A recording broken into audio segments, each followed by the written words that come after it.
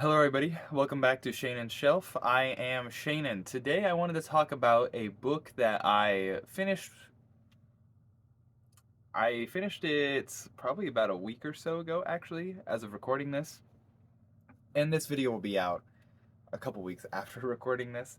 But either way, the book is Between Water and Heaven, which is about Carl Mills. Now, I don't speak Swedish, so I'm not sure if there's like some slight enunciation difference that you're supposed to pronounce with Mills, Milles, of course, but he is a Swedish sculptor. I'm not sure how famous he is in Sweden, actually. I don't know if most people know who he is in America, if I'm being perfectly honest. He did spend a good amount of his career in America. In fact, this book is specifically on his search for American commissions. But I think lots of his most famous works are in Sweden still, although I'm not sure. When you look at his Wikipedia page, which of course isn't the best place, gives you an idea. He did the Vasa statue at the Nordic Museum in Stockholm and the Poseidon statue in Gothenburg. He did the Poseidon statue. He also did the Orpheus group outside of the Stockholm Concert Hall. Yeah, and I think his home, which is around Stockholm somewhere, Mills Garden, is actually a museum now, and I believe that's where he was buried. But he did spend a good period of his career in America. He came a little bit later than what do you call it? Some of the avant-garde Europeans. So like that was one of the excuses that one of the ideas that this lady was writing about, and this was a Swedish lady who wrote this. That he kind of missed the sweet spot. The avant-garde kind of came over completely once we get to the rise of Hitler over in Europe, but he kind of missed a sweet spot for like lots of these other big sculptors started to get all the commissions and started to get all the work pretty much, and so he was kind of getting the dregs, and it was kind of hard for him to get a lot of commissions. He had several notable ones in the Midwestern United States, including the Indian God of Peace, which is at the in St. Paul, in the like City Hall, like county courthouse place, and that's what they talked about in the book. He liked to do fountains, and honestly, a lot of it seemed like a lot of his career was just trying to.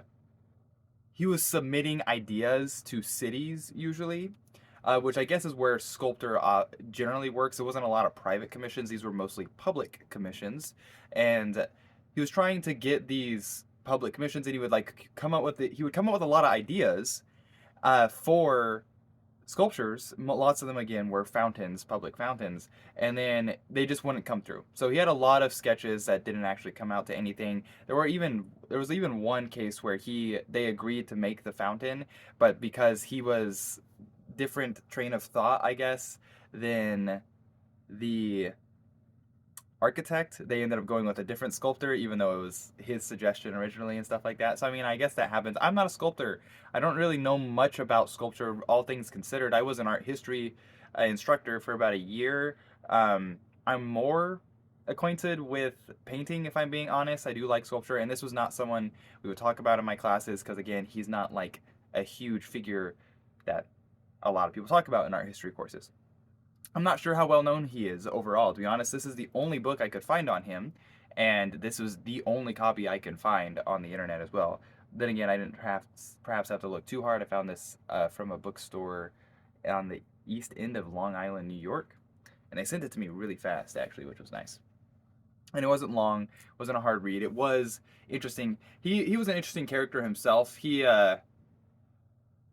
I wouldn't say in many ways that he is like eccentric like lots of these relatively early 20th century artists were, except for the fact that he was a fascist or at least a fascist apologist. Like he was kind of a fan of Hitler, which was odd. Now, of course, I think he had those opinions when it was you were allowed to have those opinions. Not that you should have them even if you were allowed, but it didn't really go over if those opinions changed so much when World War II broke out and everything like that. But either way, he was in America during that period. I like his stuff. In fact, she was the author.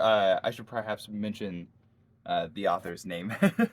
The author is Elisabeth Liden, I believe, and she she mentioned that he was kind of approachable to a lot of people, and this is why some cities were willing to work with him, because America, in many ways, was still very conservative, even their elite academic circles. The elite academic circles are so incredibly liberal today that it's incredibly difficult to get like traditionalist stuff in there, unless of course you know people. That, and then again, that's just a lot of circles, I guess. It's just all a big, good old boys circle. The art establishment that is undeniable, and that is unfortunate in my opinion.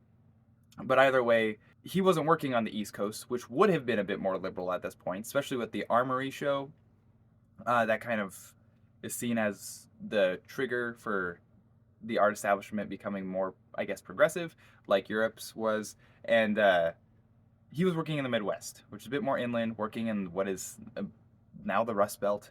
You know, in many ways, it's they weren't as liberally minded, generally speaking, and his work was very approachable to them. It kind of was modern without being too modern. But there were some things like he had an aversion to the commercial, they say. But I mean, it's not like, I mean, if you're working in unique individualistic sculpture, that's not really commercial, which is actually funny.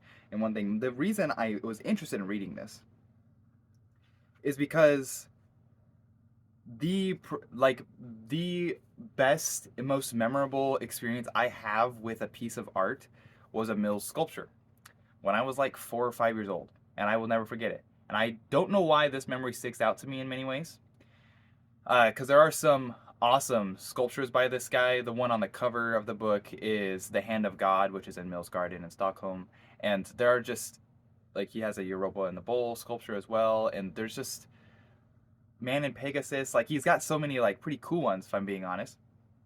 But he had one statue called the Sunsinger, and he made a copy for someone. I believe it's in Allerton Park in Monticello, Illinois. It's the county seat of Piatt County, Illinois. I never lived in Monticello. Monticello's county seat. I grew up in a tiny town called D-Land, like 15 minutes from Monticello in Piatt County. D-Land's literally like 300, 400 people. That's where I grew up, and until I was about 7. And my mama's still buried there, although I don't have any family that lives there anymore. It hasn't for years. But we must have gone to Monticello one day, and we went to Allerton Park, which is still a lovely park. Highly recommend going if you're in the middle of nowhere, central Illinois. But I remember like walking down like this green corridor with like shrubs like on either side, and then it kind of like forming a natural archway of just like shrubbery, and then like turning, but then like hitting a wall of shrubs, and then having to turn right into what was the open doorway, and it opened up into this field, and there was just a buttload of wildflowers growing. It must have been springtime. In the center of the wildflowers was this like round brick stone pedestal or whatever, this base, and in the middle of it was this giant statue of a naked man. And I remember thinking, like, why was he naked? And he's probably not nearly as big. I actually haven't been to Allerton Park in years, but he's probably not nearly as big as I remember him being. I was small. I was a kid, but I just remember being mesmerized by this, absolutely enthralled. Again, a little confused about why he was naked. I guess I wasn't used to that. But now I've studied art history. You know, that I don't think about that at all. But yeah, and it's amazing. In fact, I really want to take my kids to there, because now I feel like they're about the age that, oh, I wonder if they'll have a similar experience that I did. And I don't have a lot of memories from when I was that young, you know, like I don't remember most of that stuff, but I have this very distinct memory of seeing this statue. And that one was a copy. I believe the original Sunsinger is in Virginia or something like that. And Mr. Allison had asked for like a smaller scale copy, like gave him money just to get a smaller cast one, and Mills just ended up sending him a full-sized one anyway, or whatever. And so I'm grateful he did, I guess. But Carl Mills is an interesting one. My thoughts may have been a little sporadic. That happens. Oh well. But I hope you at least might know a tiny bit more about Mills. They actually have one that was in Chicago, I believe, at the University of Illinois, Urbana-Champaign. I grew up around that area. They relocated it there when they tore down the building it was in Chicago back in, like, I don't know, the 70s or something. But either way, he's got some pretty interesting stuff. It's very approachable for those who don't have the sensibility or whatever, like who don't like modern art, essentially. A bit more stylized because it's not perfectly naturalistic. This is not necessarily Michelangelo, right? Very approachable, but very enjoyable. I feel like you can get a good amount of emotion out of it. I think that it's lovely. I actually really like Carl Mills. Will ignore the fascism stuff for now. If I can't like anybody because they have weird or bad things they like or something like that, then I have a lot less people that I can like. Especially when it comes to artists, man. Historical artists are, so many of them are just awful people. But either way, I've been Shanen. Hope you guys have a good one. Please let me know, I guess, of all the photos I threw up. Let me know which one you think was the coolest. And if you're Swedish or have been to Sweden or something, if you're just a European, let me know if you've actually heard of this guy. Or even if you're an American, I've heard of this guy. I feel like that would be a tall order, if I'm being honest. I would be impressed if you knew who he was. But either way, I've been Shanen. Please have a good one. And go appreciate some art. Take your kids to appreciate art. They might end up being an art history professor for some random memory they have.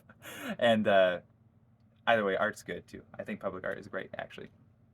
But yeah, have a good one.